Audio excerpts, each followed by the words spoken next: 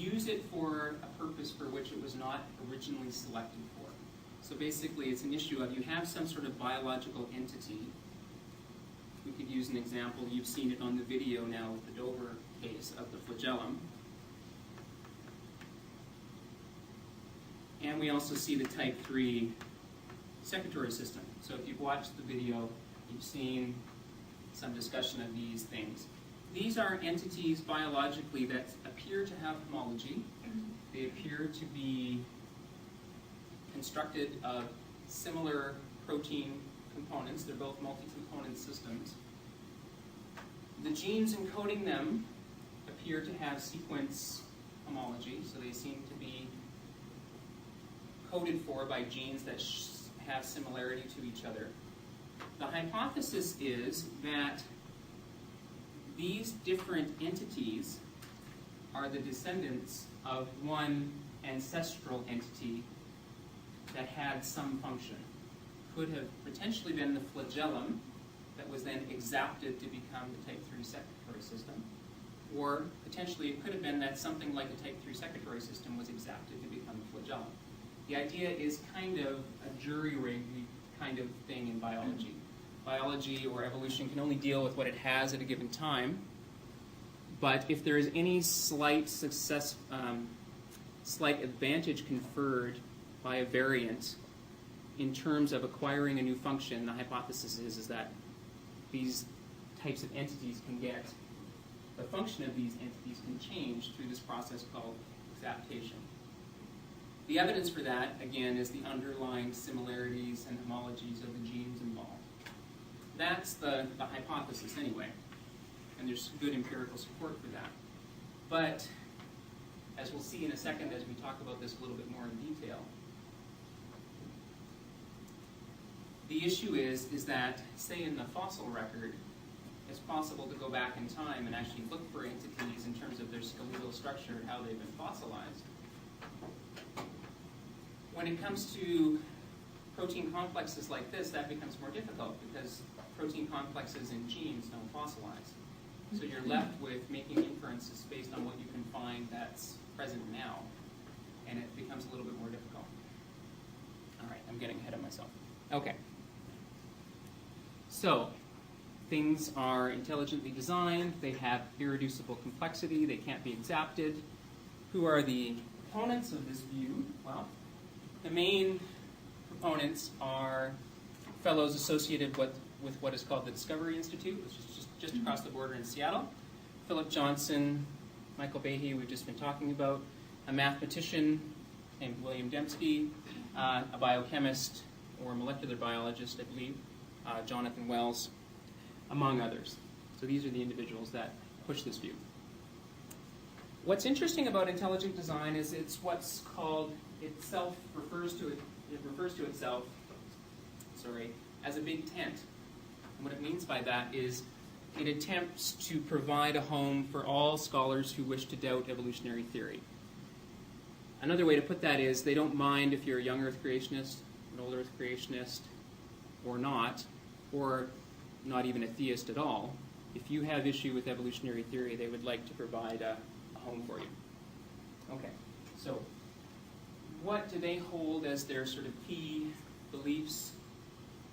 They believe that cultural acceptance of what they term Darwinism, they tend to use the term Darwinism instead of evolutionary biology. You won't find many other individuals or scientists who tend to use that term. So if you hear about Darwinism, chances are you're hearing about somebody from an intelligent design perspective. They also sometimes term this scientific materialism or scientific naturalism. Do you remember how at the beginning of the course we talked about methodological naturalism versus philosophical naturalism when we talked about the scope of science? Individuals from the intelligent design perspective tend to lump scientific or methodological naturalism in with philosophical naturalism. They tend to sort of try to shove those two things together and make them one. They think that acceptance of these ideas, essentially evolutionary biological ideas, the acceptance of that in society is a major driving force in terms of moral decay. And as you would have heard from Philip Johnson on the video, there's a sense if those underlying ideas could be discredited or undermined, that cultural decay could be reversed. The intelligent design movement as a whole, like I've just been saying, are a group of individuals from a large variety of perspectives. Some are young earthers. Paul Nelson would be one example of a young earther from an intelligent design perspective, all the way up to individuals who actually go so far as to accept common ancestry between humans and chimps. So that would be an individual like Michael Behe. He actually accepts common ancestry. He also accepts universal common ancestry, the hypothesis, Darwin's original hypothesis, that all living things are descended from one original ancestor. So you might ask the question, well then what puts him in the intelligent design community? He disputes that the process was random. He believes that the process was specifically directed by God through precise mutations to arrive at that end. So Behe sort of has adopted a God as mutagen kind of approach in terms of that, yes, common ancestry is legitimate, but the proposed mechanism of natural selection is not. So that's sort of where he runs afoul of evolutionary theory. There was a question. Did I answer it? Yeah. Okay. Yeah, for individuals who are not well familiar with his views, it sometimes comes as a bit of a shock that he's an intelligent design proponent who accepts common ancestry between humans and chimps. He's kind of an odd bird in terms of the intelligent design movement, but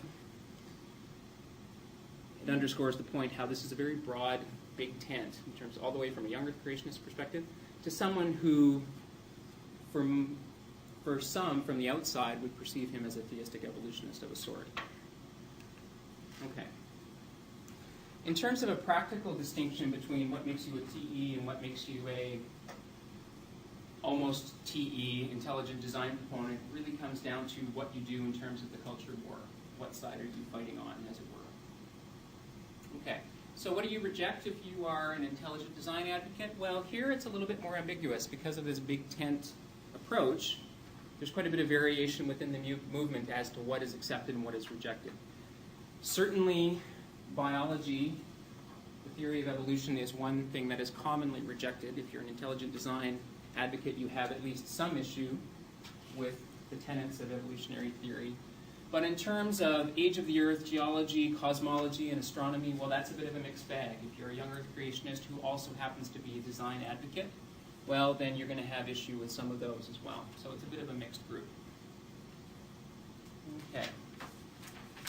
The intelligent design community has a manifesto of a sort. It's something called the Wedge document. It wasn't intended to be released to the public. It was intended to be an internal fundraising document. But somebody got a hold of it and posted it on the net in 1999, I believe, got a scan of it, stuck it up on the web. And to their great embarrassment, it was now available for all to see. So these are some of the talking points from that document, word for word, laid out in terms of what their goals were at the time. So this is 1998. Their primary goal, as they saw it, was to defeat scientific materialism with its destructive moral, cultural, and political legacies. They wished to replace materialistic explanations with the theistic understanding that nature and human beings are created by God. You can very much see how there's this fundamental belief in this community that a natural explanation is fundamentally in conflict with a notion of divine action. Essentially is how it boils down. If you can explain it in terms of a natural, so-called natural mechanism, then that's one less thing for God to do, in a sense. Okay? Can you say that one more time? Oh, I don't know if I can. You might have to just listen to the video, or sorry, listen to the tape. Basically, they see a natural mechanistic explanation as something that is one less thing for God to do, essentially. If you can explain it naturally, well, not that God didn't do it in some broader sense, but they seemingly feel the need that if you can explain, if evolutionary theory is sort of completely true, then there is nothing left for God to do. That's kind of the in a nutshell,